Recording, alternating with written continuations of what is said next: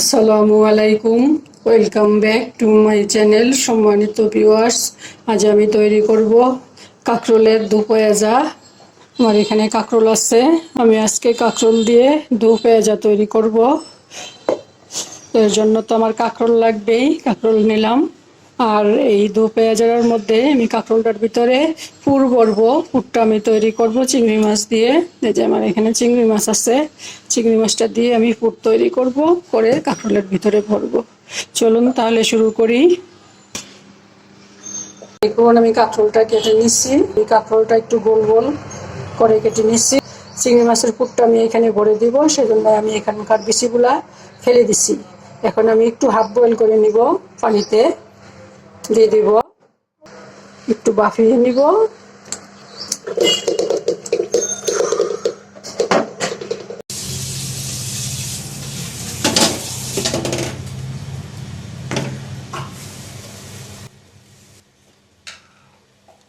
একটু লবণ দিয়ে দিলাম, এখন রেখে দিব। বেশি সিদ্ধ করব না, বলক আসলে আমি অফ করে দিব।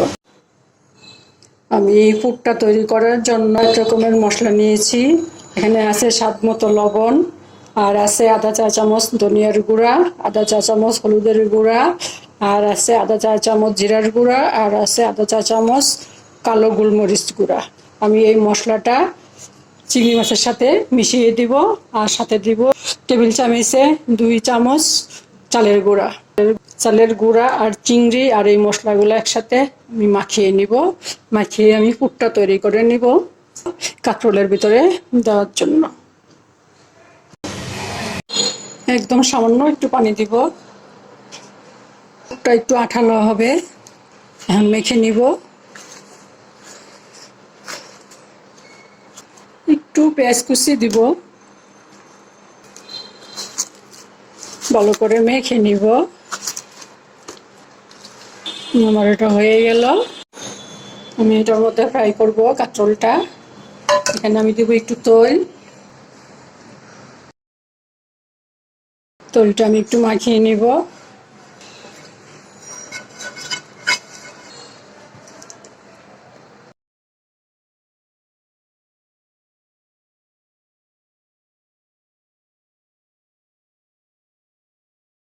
আমি এগুলো সবটার মধ্যে এই পুরটা ভরে নিব।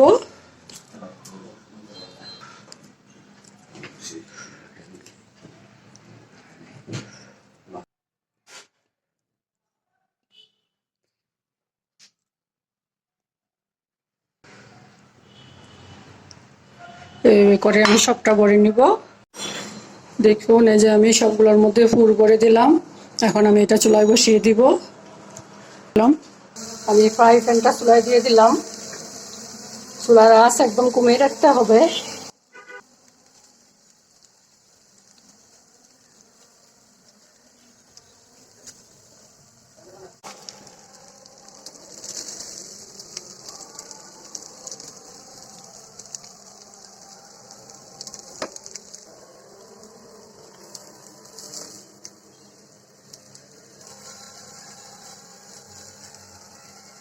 সবগুলা উল্টিয়ে দিলাম। চুলার আঁচ একদম কমিয়ে দিতে হবে, তা না হলে পুড়ে যাবে।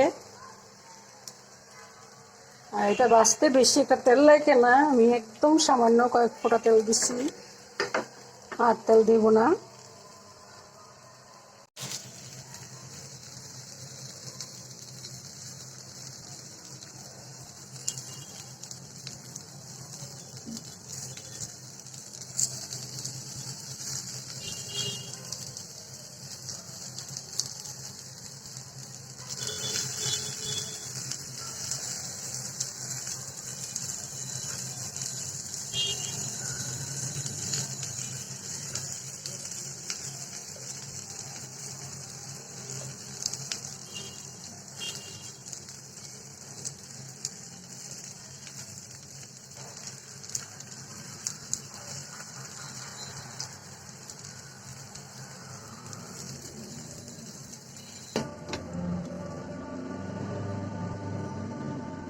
হয়ে গেছে, আমি নামিয়ে নিব। আর কটা বাকি আছে, আমি এগুলো দিয়ে দিব এখন।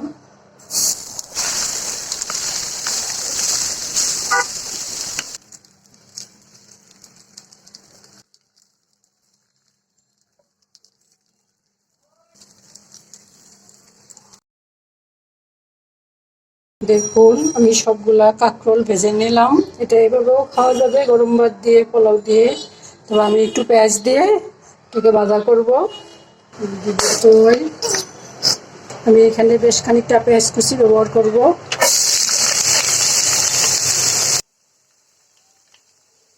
পেঁয়াজটা ভেজে নেব।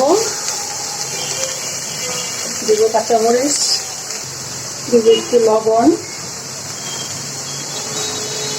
লবণ আমি আগে কাঁকরোলের মধ্যে দিচ্ছি, এই জন্য এখানে অল্প দিলাম, তা না হলে লবণ বেশি হয়ে যাবে।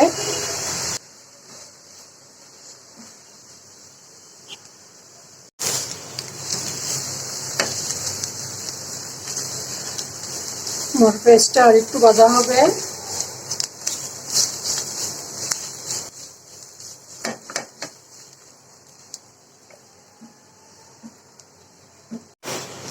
আমার পেঁয়াজটা ভাজা হয়ে গেছে, আমি এখন কাঁকরোলটা দিয়ে দিব এখানে।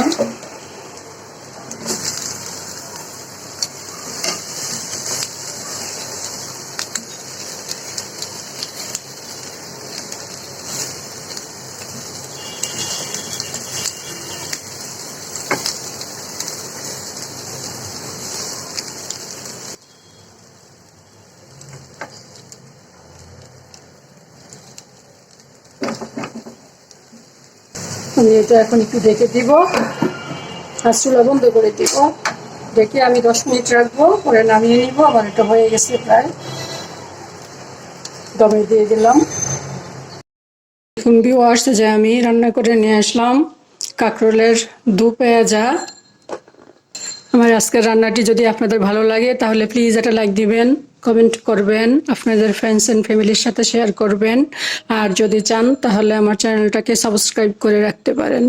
আজ তাহলে এ পর্যন্তই। আল্লাহ পাক আমাদের সবাইকে সুস্থ রাখুন, ভালো রাখুন, আমিন। আল্লাহ হাফেজ। এই কাঁকরোল ভাজাটা গরম ভাত দিয়ে তো খেতে মজা লাগে, পোলাও দিয়েও খেতে অনেক মজা লাগে। এটা পেঁয়াজ ছাড়াও খাওয়া যায়, তো আমি একটু পেঁয়াজ ভেজে সাথে মিশিয়ে দিলাম। গরম ভাত দিয়ে খুবই মজা লাগে খেতে, আপনারা করে খেয়ে দেখতে পারেন।